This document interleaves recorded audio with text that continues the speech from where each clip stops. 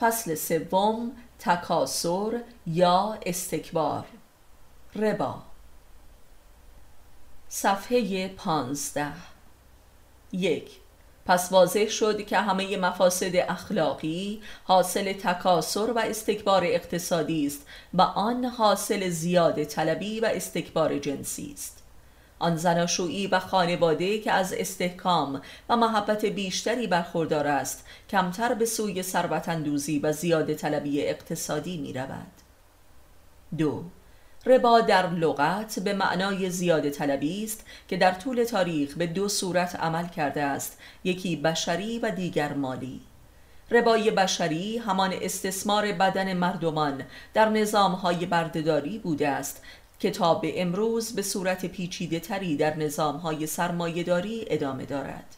و ربای مالی همان نزول خوردن است که امروزه به صورت نظام‌های بانکداری عمل می‌کند. 3. و اما در عصر جدید ربای دیگری هم رخ داده است که از بطن ماشین و تکنولوژی ممکن شده است و آن معضله ارزش افزوده است که استثمار صنعتی نامیده می شود و ثروت‌اندوزی تصاعدی به واسطه تولیدات ماشینی است. 4. در هر سه صورت ربا آنچه که نهایتاً غارت و تباه می شود انسان فقیر است که یا بدنش را می فروشد یا باقی مانده حداقل زندگیش را به رباخوار و بانکدار می دهد و یا زیر چرخ ماشین له می شود. و امروزه این هر سه نوع ربا متحداً در یک نظام واحد جهانی مشغول استثمار بشرند که وحدت بانک و صنعت است و صاحبان اصلی این دو نیز در همه جا یکی هستند که در عصر جدید دیگر نام این صاحبان هرگز معلوم نیست، زیرا در شبکه‌های شرکت‌های بزرگ جهانی پنهانند. 5.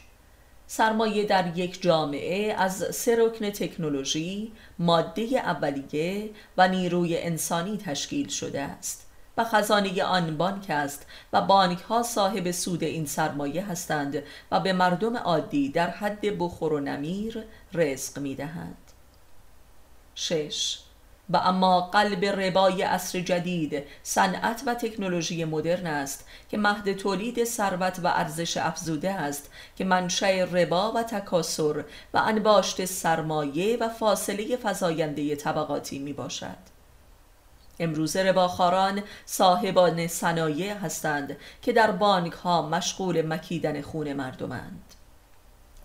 7. پرواضح است که بایستی برای کندن بنیاد ربای مدرن این سرمایه ها عمومی و ملی شوند، یعنی صنایع و بانک ها از مالکیت خصوصی خارج شوند و یک حکومت مردمی اسلامی این سرمایه ها و ارزش افزوده را به نفع مردم در اختیار گیرد. 8.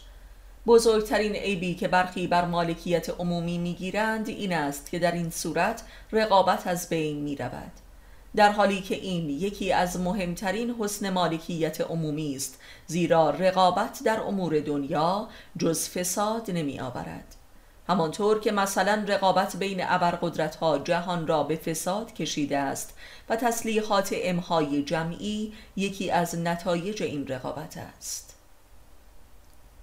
9. طبق قوانین قرآنی امر مالکیت عمومی مشمول قانون انفال و ماعون است. 10. وقتی در جامعه امکان مالکیت پرستی و ثروت‌اندوزی و استکبار نباشد و در خانواده ها هم خداپرستی و تربیت الهی حاکم باشد، نژاد پرستی هم از بین می رود و بدین گونه بنیاد خانواده تحکیم می شود، زیرا طلاق و زنا که به قصد دنیای برتر است از بین می رود. زیرا روسبیگری در جامعه بر مبنای قدرت مالی و اشرافیت نسبت به طبقات پایین پدید می آید. چون اختلاف طبقات نباشد خانواده محکم و خدشه‌ناپذیر می گردد. 11. علاوه بر این، تساوی حقوق زن و مرد که علت العلل فروپاشی خانواده است، یکی از محصولات جامعه سرمایه‌داری است تا زن را هم به استثمار بکشد و با از بین رفتن استثمار در جامعه این برابری جنون‌آمیز هم از بین می رود. 12. مالکیت عمومی انفال و ماعون که همان عدالت اقتصادی در اسلام است، حرص و دنیا پرستی را که علت العلل از خود بیگانگی بشر است از نفس بشر بر می کند و هر کسی خودش می شود و بر جای خود می نشیند و این عدالت علوی است که جنون را که علت جنایت است از بین می برد و نفوس افراد بشری را به سلامت و آرامش و قرار می کشاند. 13. مالکیت پرستی و ثروت اندوزی و استکبار و قدرت طلبی مادی به نیت تملک زن و شوهر بر یکدیگر است. وقتی مالکیت عمومی شود، اراده به تملک زناشویی که اساس ذاتی ستم و استثمار است نابود می شود، زیرا امکان چنین تملکی وجود ندارد. و چون این اراده به تملک بر جنس مخالف از بین برود، نژاد پرستی هم نابود می شود. 14. ربا به معنای زیاده خواهی به قصد مالکیت انسان بر انسان است و این ریشه در خانواده ها دارد و لذا زناشویی های فاسد و تباه شده دارای امیال ربایی و استکباری شدیدتری هستند. 15. آنچه که مرد را به سوی ربا و استکبار می کشاند، اراده به مسلط شدن و مالکیت بر زن و فرزندان است تا بدین گونه آنها را بخرد، و آنچه زن را به سوی اشتغال بیرونی می کشاند که اساس زنا و فروپاشی خانواده است، مبارزه با شوهر در این سلطه است و اراده به برابر شدن در این ستم است. ولی اگر امکان و شرایط ربا و استکبار در جامعه نباشد، منبع تغذیه ستم زناشویی نابود می شود که اساس همه گناهان و مفاسد است، مثل دروغ، زنا و ربا.